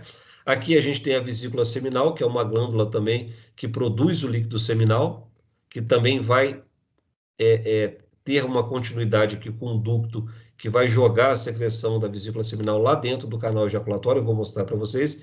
E aqui a gente tem aqui, olha, essa glândula aqui, que a gente chama de próstata, que é uma glândula que ela tem o formato como se fosse de uma amêndoa, né? Ok? Então, a glândula prostática. Então, aqui, mais uma vez, olha a bexiga, em continuidade aqui com a próstata. E aqui a gente tem a vesícula seminal, o ducto ejaculatório aqui, olha, levando as secreções seminais aqui, olha, para dentro desse canal comum, que é o canal ejaculatório, né? Que seria a uretra, né? Que é um canal comum, como a gente conversou. Mostrando para vocês novamente aqui uma ressonância de uma próstata. Aqui a gente tem uma parte periférica, que a gente chama de fibro muscular, uma parte mais central, que é a parte glandular, né? Aqui, corado de azul aqui por fora, seria a parte periférica, né? Ou a cápsula prostática. E aqui, olha, no meio da próstata, a gente tem a uretra, ó. Então, tá aqui uma ressonância de próstata. Bom, aqui, bexiga. Aqui é o que a gente chama de colo da bexiga. A parte central, olha, mediana ou central da próstata, em contato com o colo da bexiga. A parte anterior, né, que está anterior à uretra, aqui estaria a parte posterior, tá bem? E aqui, olha só, o ducto ejaculatório vindo aqui, desaguando aqui dentro da uretra. Mais uma vez, aqui seria uma hiperplasia prostática, ou seja, um aumento da glândula prostática. Isso aqui é muito comum com o passar da idade, né, com o passar do tempo aí. Diz que se todo homem vivesse até os 90 anos, 90% dos homens teriam um aumento da glândula prostática, né? Então, aqui é uma hiperplasia benigna prostática, é um aumento, é uma hiperplasia benigna da glândula, né? Isso faz com que a glândula aumente de tamanho e muitas das vezes faça uma constricção, um estreitamento da uretra. É quando o homem começa a ter aquela dificuldade de urinar, né? Que a gente chama de disúria, estrangúria. Vocês vão aprender tudo isso quando estiverem passando pela parte de urologia. Só estou colocando aqui para ilustrar para vocês. O tumor, né, quando ele ocorre na próstata também, que ele pode causar a invasão da uretra também, dificultando o ato miccional do homem. Aqui a gente tem um exemplo de como que é feita a biópsia da próstata, né? Você tem um ultrassom que entra pelo reto do paciente e a biópsia da glândula prostática ela é feita por via transretal, porque a gente tem uma íntima relação da próstata com o reto. Por isso que a avaliação da próstata se dá através do toque retal, né? Então, o toque retal, ele é feito porque através do toque retal, na parte anterior do reto, a próstata está em íntimo contato com a superfície do reto. E a biópsia prostática, então, é feita também dessa forma, por via transretal. Tá lá, olha, o toque retal, né? A gente consegue tocar a próstata aqui no homem, né? E fazer uma avaliação digital, se essa próstata está aumentada, se ela está com algum endurecimento, alguma área tumoral suspeita aqui, né? Obviamente você faz a dosagem do que a gente chama de antígeno prostático, que é o PSA no homem, né? Mas geralmente você associa o exame clínico, que é o toque retal, com o exame laboratorial. E a vascularização da próstata? Oi. Uma dúvida. Sim. É a próstata que está ao redor da uretra ou a uretra que é contínua com a próstata? Não. Como A próstata, ela está em volta da uretra, né? Note que a uretra, ela passa dentro da próstata, que é o que a gente chama de uretra prostática. Eu vou dividir depois a uretra em vários segmentos para vocês. Uma boa parte da uretra, ela passa por dentro da glândula prostática. Então, a uretra, ela está totalmente envolvida pela próstata. Ok? Tá, então. Mas tem como separar? Separar? Não. Ah. Não. O que você pode fazer, se você retirar a próstata, você acaba retirando a próstata ali perto de dentro, ao redor, vamos dizer assim, da uretra, mas depois você precisa seccionar a uretra. E aí é o que a gente faz na prostatectomia. Quando você vai operar um câncer de próstata, que você vai tirar a próstata do paciente, você retira a próstata, o segmento da uretra que está dentro da próstata, ele é removido junto com a próstata, e aí você tem que pegar essa parte da uretra aqui, do colo vesical, que fica em íntimo contato com a bexiga, e costurar novamente ela com a parte distal aqui da uretra. Vai fazer uma anastomose, uma comunicação da uretra distal, que sobrou, com essa uretra aqui que está saindo no colo da bexiga. Mas o segmento da uretra que fica em contato com a próstata, sai também. Entendi. Entendeu? É indissociável uma coisa da outra. Entendi, obrigado. Em relação à vascularização, a vascularização arterial da próstata se dá através da artéria ilíaca interna. É igualzinho lá no útero. Então, os ramos que fazem a vascularização arterial são todos ramos da ilíaca interna. Então, são as artérias vesicais inferiores, a pudenda interna e a retal média. Todas essas artérias vão contribuir para a vascularização arterial da próstata. E a parte venosa. A drenagem venosa da próstata se dá pelo plexo venoso prostático, que por sua vez drena para a veia ilíaca interna. Então, a vascularização arterial, artéria ilíaca interna, com os 3 ramos principais que fazem a vascularização arterial da próstata, e a drenagem venosa, através do plexo venoso prostático, que por sua vez drena para a ilíaca interna. E a drenagem linfática? Da mesma forma, vão drenar para os linfonodos ilíacos internos e sacrais, principalmente, mas os ilíacos externos também têm linfonodos que podem fazer a drenagem também da próstata. Então, são sempre esses linfonodos das ilíacas, tá? Linfonodos inguinais também, em menor quantidade, porque a próstata é um órgão, uma glândula mais profunda. A tendência é drenar para os linfonodos ilíacos. Né? O testículo não, já é um órgão externo, a tendência é drenar mais para os linfonodos inguinais, que são mais superficiais. E a inervação? Inervação parasimpática, onde o principal representante aí seriam os nervos esplâncnicos pélvicos, e a parte simpática, que é representada pelo plexo hipogástrico inferior. Tá lá, ó. Vesícula seminal é uma glândula acessória também, né? Assim como a próstata também. A próstata é a principal, mas a vesícula seminal também tem uma importância grande na produção de líquido seminal, tá? Que vai compor aí de uma forma importante o sêmen masculino, tá? Ele é produzido então na vesícula seminal e ele desce aqui em direção à uretra através do ducto ejaculatório. Tá? Então tá lá, ó. Vesícula seminal, tá lá o ducto deferente trazendo o espermatozoide, eles se unem e jogam tanto a secreção seminal quanto os espermatozoides dentro da uretra através do ducto ejaculatório. Aqui são as glândulas também bulbo-uretrais, então a gente já estudou as 3 glândulas, olha, próstata, que é a principal, a gente tem a glândula, a vesícula seminal e as glândulas bulbo-uretrais também, que têm as secreções bulbo-uretrais que também vão compor o sêmen, vão também estar relacionados com a parte de lubrificação também dessa parte do pênis também. Ok? Então, aqui, só para vocês terem uma ideia, em relação à relação anatômica da próstata, ela tem uma íntima relação com a parte óssea aqui do púbis, né? Ela é bem anterior, está abaixo da bexiga, então o teto da próstata é a bexiga, a parte anterior é o púbis e essa gordura púbica aqui, tá? A parte posterior é o reto, como eu falei com vocês, E a divisão da próstata para o reto se dá através de uma fáscia, que é a fáscia reto-vesical. Guardem isso, que é o que a gente chama de fáscia de Denovilliers. Tá? Então, é essa fáscia que separa o reto da próstata. Tá? E aqui estão as glândulas bulbo-uretral também, ou glândula de Cooper, né? Que vão lançar as secreções bulbo-uretrais aqui, olha, dentro também da uretra. Então, notem que as glândulas, pessoal, elas vão se comunicar todas com a uretra para jogar as suas secreções dentro da uretra e aquilo tudo vira o quê? Sêmen.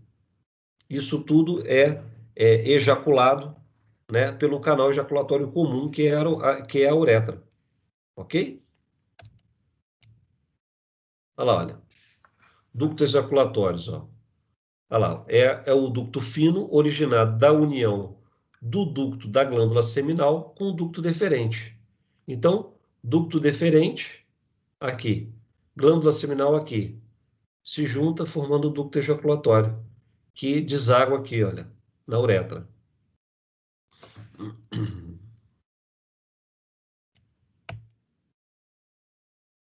Tá lá, mais uma vez, vesícula seminal aberta, né? Olha lá, o ducto ejaculatório. Mais uma vez, para vocês verem. Aqui a gente tem uma parte da uretra, né? A origem da uretra aqui no colo da bexiga. Aqui a gente tem a uretra prostática, uretra membranácea, né? Ou membranosa. E aqui a uretra é a parte que passa aqui dentro do corpo esponjoso, do corpo do pênis, né? Onde entra aqui na raiz do pênis, né? No corpo esponjoso. Né? E aqui as aberturas, olha. O ósseo do ducto ejaculatório, o triclo prostático, onde é a abertura daquelas glândulas bulbo-uretrais.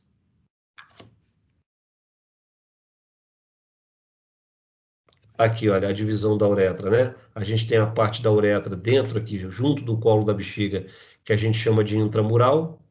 A parte da uretra prostática, uretra membranácea, né? E o músculo que faz o controle, né, da parte miccional voluntária, esse músculo externo da uretra, né? Você consegue segurar o xixi, é graças a essa musculatura esfincteriana aqui, ok? E essa parte da uretra, que é a maior parte da uretra, que está relacionada com o ducto ou corpo esponjoso. Tá aqui, dentro do corpo esponjoso passa a uretra. Até o ósseo externo, né? Que é a saída da uretra lá, a parte mais distal. Ok, pessoal? Dúvidas? Como eu falei com vocês, eu acho muita coisa para uma aula de uma tarde, eu acho que fica cansativo, porque são várias estruturas que compõem o aparelho reprodutor masculino e feminino. Eu acho que deveria ser falado mama e aparelho reprodutor feminino, e depois aparelho reprodutor masculino, mas eu também não posso deixar de colocar nada para vocês em termos de conteúdo, e eu, mais uma vez, eu sempre falo isso, que não basta que vocês assistam essa aula expositiva, simplesmente, e depois não abram o livro, né? É preciso que vocês vão até o Atlas de Anatomia, peguem o MUR, que é o livro-texto de anatomia, que é como nossa referência bibliográfica, para que vocês possam estudar essas estruturas, fazer as anotações daquilo que vocês acharam de importante na aula que eu falei, e aprofundarem isso e fixarem esse conhecimento junto com os livros. Isso é que é o importante. Ok? Dúvidas, pessoal?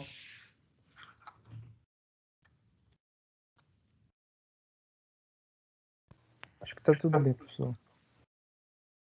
Tudo bem? E aí, as meninas, tudo bem? Tudo certo, professor. Então tá bom. Espero que vocês